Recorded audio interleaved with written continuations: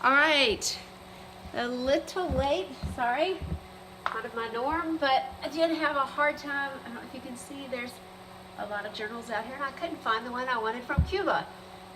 So I did finally find some. I'll start the slides and gonna read a couple of lines out of the journal. This Cuba was really amazing. You can see it's really pretty when you fly in. Hold on, get the lights.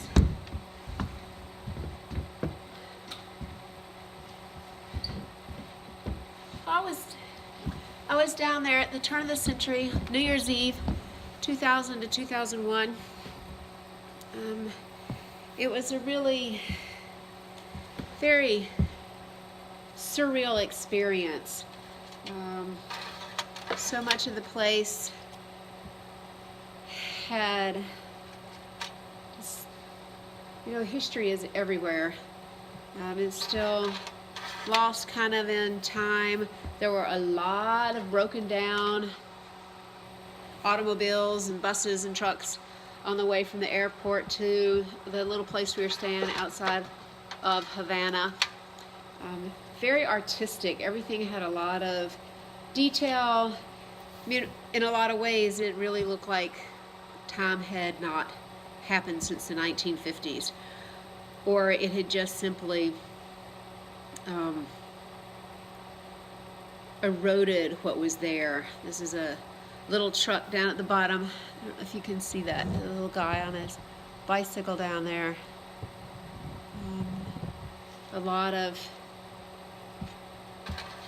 pieces of transportation that people just made up to do the best they could. We were staying on the ocean, not too far from Havana, at an Italian resort.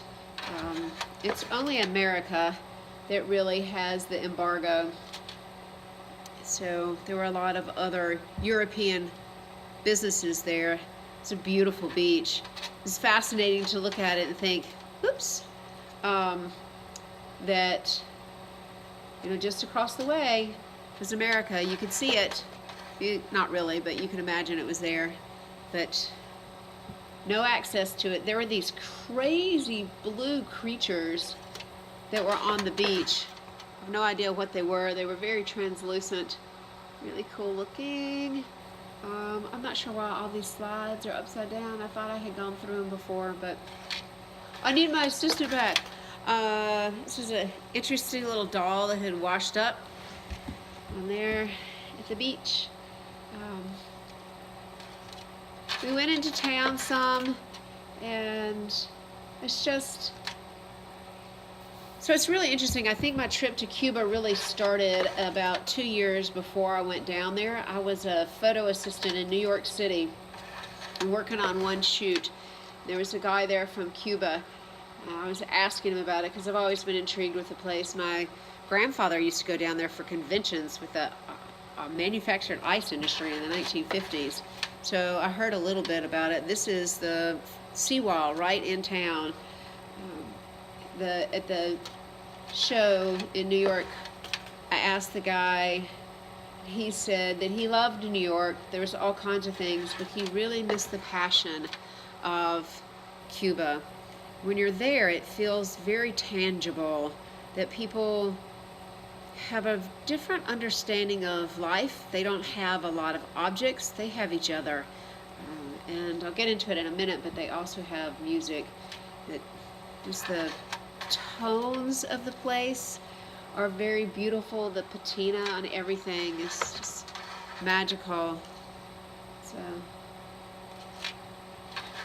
it was a photographer's dream. Loved being there.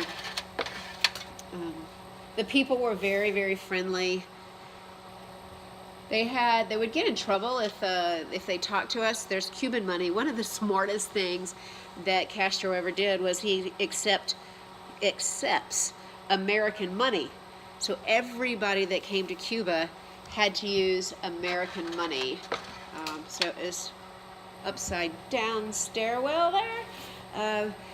This was the stairs that I went up with my friend. We were going to hear, we went into town one evening to hear some music. They had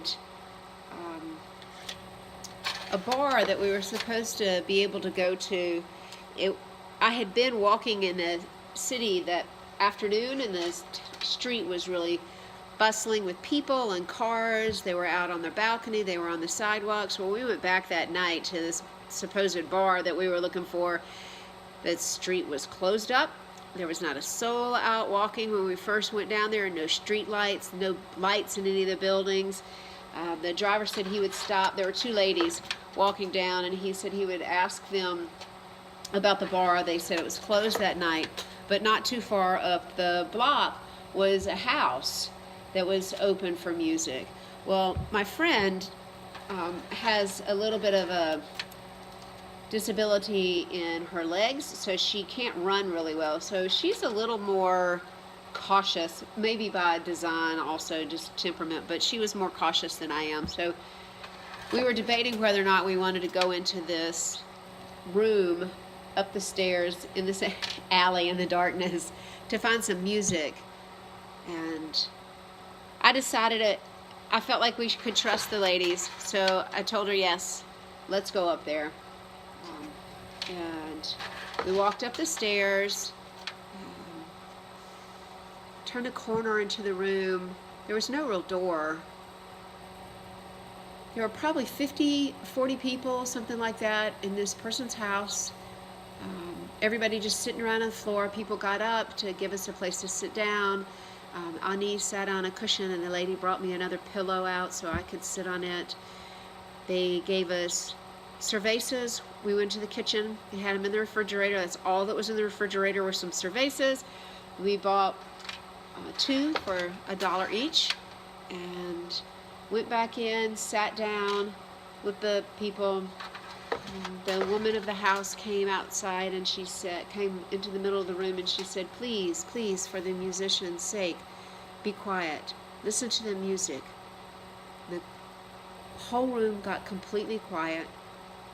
Let me see if I can find this little section in my journal about the instruments, because I'm not a real musician by any means.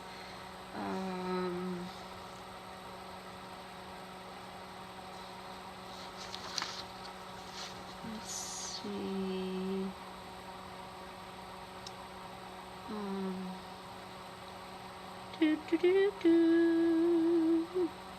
The woman begins to address the crowd of about 40.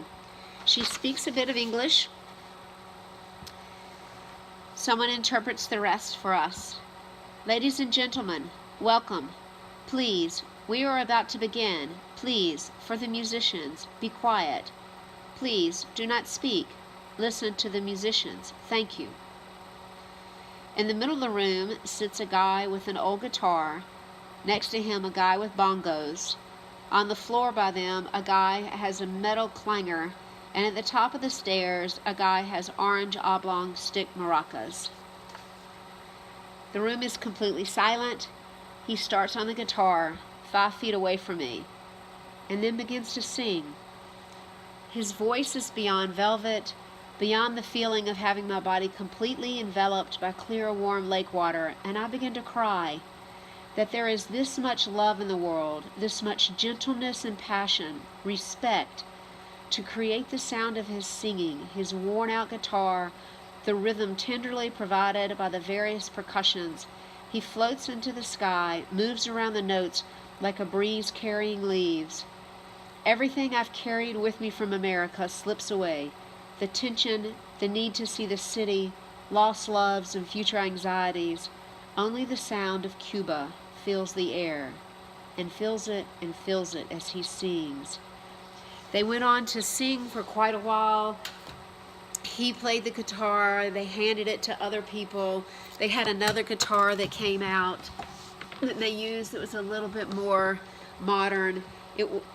Some of the songs were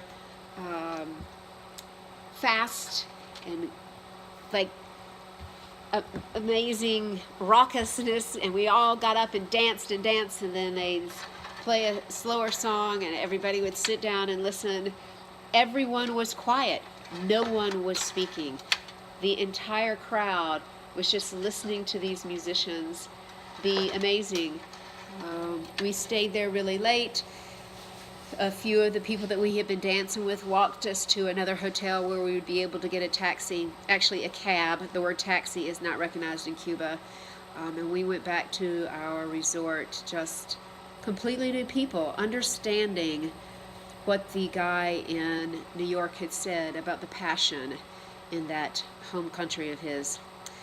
I have some more stuff to talk about Cuba, but I'm going to do that in part 2. Ciao!